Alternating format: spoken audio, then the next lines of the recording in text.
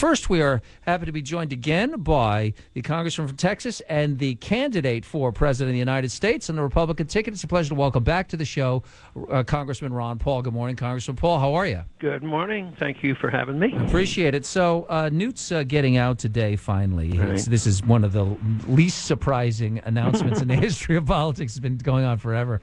And on the personal side, Congressman Paul, what do you think took Newt this long to make this decision and to run up all those bills? Isn't that fascinating? And it's a lot of money. It's not a good way to run for a slot that you're supposed to be a fiscal conservative and end up with a couple or several, maybe $4 million of debt.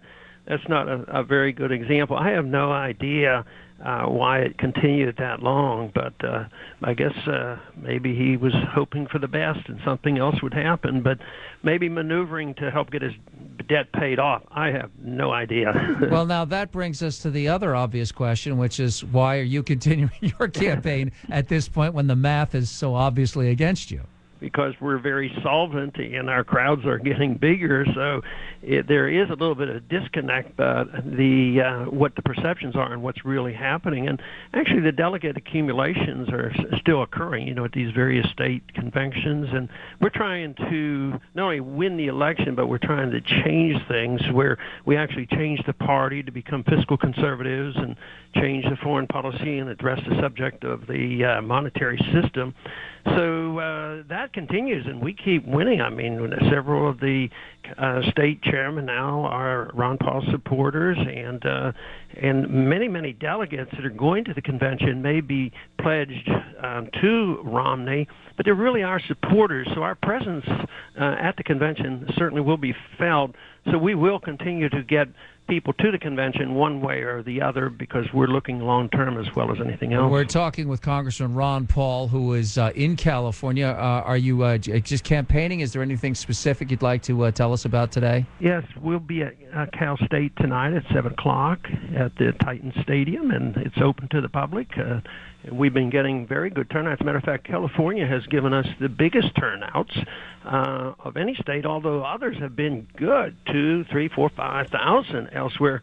But they've been up to 8,000 here in California. So I have no idea what we'll get at Cal State, but they tell me we'll have a nice turnout. Let me ask you about California, because this was the state that was known as Reagan country. And in the midterm elections in 2010, when there was a huge wave, a repudiation, if you will, of the first 2 years of the Obama administration, the Tea Party made its impact felt all over the country. Big seat change in Congress with 60 plus House seats changing, Senate seats changing. But the Sierra Nevada mountains acted like a giant breakwater. Whatever that move to the right was nationally just stopped cold when it hit the California border. And there's not a single Republican conservative in statewide office in the state of California for the first time since the peak of the New Deal. What is the disconnect? What do conservative libertarians in California do to change that? Well, I don't know, but something's going to have to change. I think right before I came on, you talked about the deficit that the state of California is facing. So it can't continue. They're going to have to eventually listen to an alternative. Maybe somebody's spending too much money, not only at the federal level, maybe there's people spending too much at the local level. But exactly why California might be behind the need to cut. But this is also a reflection because there's very little enthusiasm for cutting. But liberal economics teaches that deficits aren't all that bad if the economy is weak. You never want to cut spending. All you have to do is spend more money, borrow more money, and print more money. And that's how we got into this trouble. So it's rather ironic.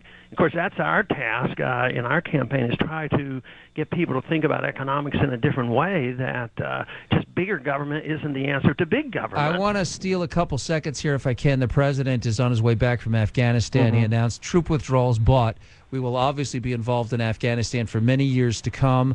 What should the U.S.'s stance be when it comes to the war on terror abroad? Well, I think we shouldn't precipitate terrorism, and when you drop bombs from drone missiles and kill hundreds, and now there are thousands of people who are considered civilians and uninvolved have been killed. The children have been killed.